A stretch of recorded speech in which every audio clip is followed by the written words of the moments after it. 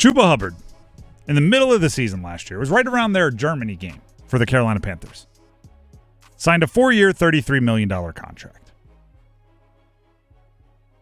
At the time, and right, the good part of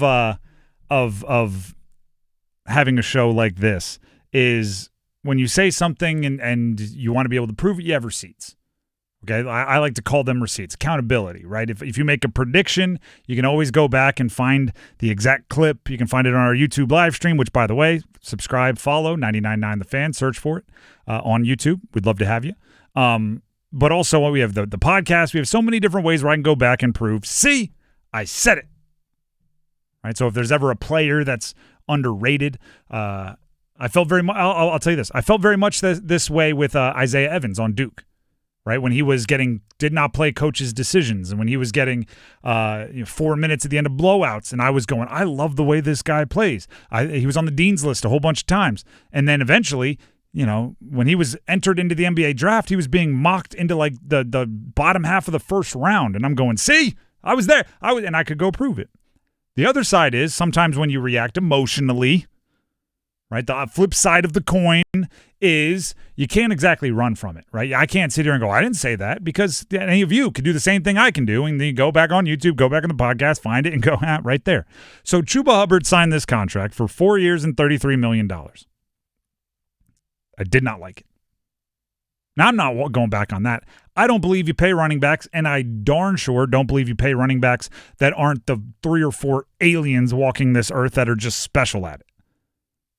Christian McCaffrey, I think, was one of those. But his durability even raises questions. Like the Derrick Henrys of the world, if you need an example. The Frank Gores, the guys that they're different, they're good for a long time. I think you pay those running backs. I don't think you pay the Chuba Hubbards. And I said that with more panache, okay? There's a little bit extra stank on it.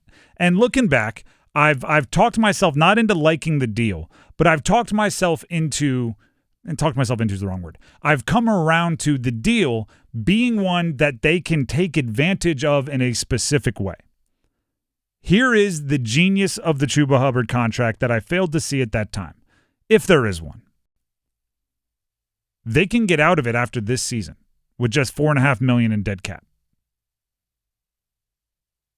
And his cap hit this year, although high, is just the 17th highest in the NFL as far as running backs go. Here's why. Here's where I think the genius is, and it's not.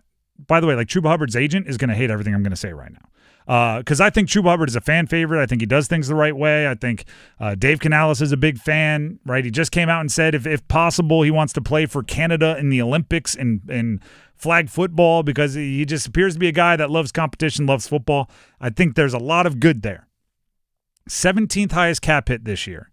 Of the running backs counting more against the cap this year than he will, all of them have multiple 1,000-yard seasons under their belt. They've proven durability. They've proven consistency. With multiple 1,000-yard seasons, he only has one, other than these 4 names. So he's 17th, 16 names in front of him, 12 of them, multiple 1,000-yard seasons, and these 4. Alvin Kamara. Do you know Alvin Kamara has never had a 1,000-yard season rushing the football? It's absurd.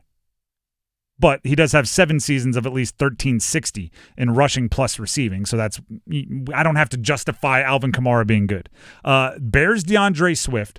That's just a bad contract. Don't love that one. Only has 1,000-yard season with the Eagles. The Raiders' Ashton Genty. He hasn't had the opportunity. Barring injury, I would assume he's going to have 1,000 yards this year. And then the Falcons' Bijan Robinson, who only has 1,000-yard season, but his rookie year he did have 976 and then 487 yards receiving. So he's up around 1,500 total yards as his lowest. This past year he was up around 1,900 yards in total yards. I say all that to say this. Chuba Hubbard has some tread on the tire.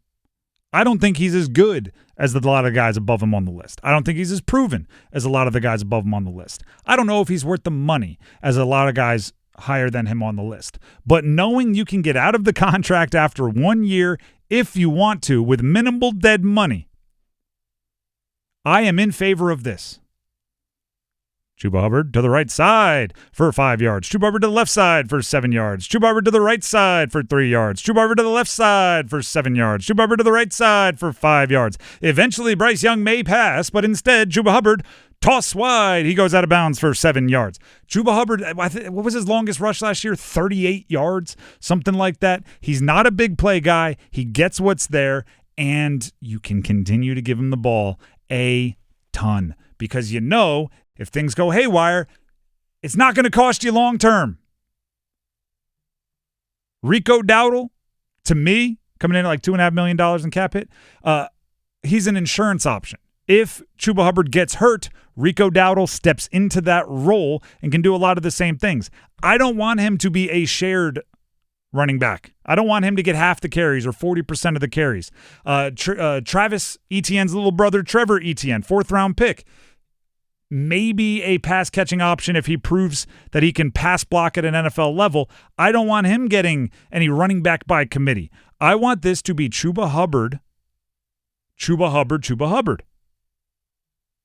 Follow the money. If he's going to cost that much against the cap, and if he is going to make that much as far as dollars and cents just straight in cash this year, then you have to get 1,300 yards out of him. By heck or high water. Because the other thing that you notice about the best of the best, and this is kind of what spurred this whole conversation, is Saquon Barkley's rushing total. He got like 22% of his rushing yards on like 8 carries. Because he had long touchdown runs, 60, 70, right? And that just, it's such a huge impact on the game. You're not going to get that from Chuba Hubbard. So you need to give him the ball enough that instead of him giving you a 60-yarder, he can give you 8 carries that add up to 60 yards. And the reason why I say his agent and everybody won't be excited about that is like this inherently shortens his career. Because the other thing you see with players like Saquon is Saquon had 400 carries last year when you include the postseason. And the season after you have 400 carries, not good in the last like 15 years, 20 years. Guys tend to not play many games after they have that many carries. They tend to not be as good after they have that many carries. Getting the ball a ton shortens your shelf life. So in a weird way, the thing I like best about the Chuba Hubbard contract is it doesn't have to hurt you that long. I'll bring in a different, it's actually literally just happened. So Dennis Cox was sitting in and hosting the Adam Gold show. So when normally we trade studios during that commercial break, I have a little chat with Adam Gold. This time it was a little chat with Dennis. And he was talking about, Tomas Hertl, okay, being a center option for the Carolina Hurricanes by way of a trade. And then it became a whole, Max and I had the debate. Max, I, and Paul Ihander, who hosts Next Up, had the debate. And then Dennis and I were talking about it. Dennis not in favor of Hertl, but he was in favor of Carlson from the same team, if you can pull that off, from Vegas, a different center. And his justification was he's only under contract for 2 years rather than 4 or 5 or whatever Hertl is.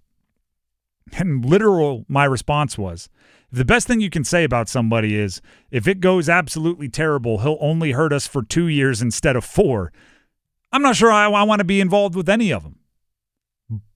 But the fact of the matter is that is a point to consider, right? Term, where are their outs? In the NHL, there really aren't outs, right? It's not like, hey, cap hit drops a ton or dead cap goes down 2 years. They just take the full value of the contract, divide it up by years, and that's what it counts.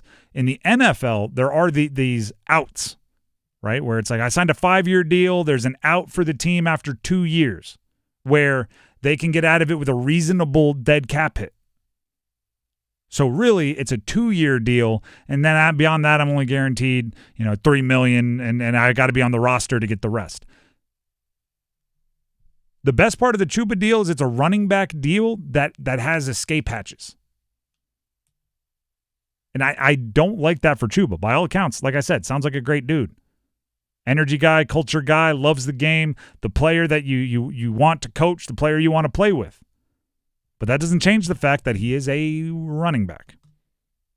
And if you want to get really morbid's the wrong word, but morbid-ish, do you know what I think is the best way to handle the running back position? You draft one in the second round every other year. Late second if you can, early third, every other year, and you run them into the ground on their rookie contracts. And then if they have 4,000-yard seasons on their rookie contract, congratulations, somebody else will pay you a lot of money. We have 2 other top 3-round picks on the depth chart, and they're rolling up right behind you, and we're just never going to pay one over the age of 26.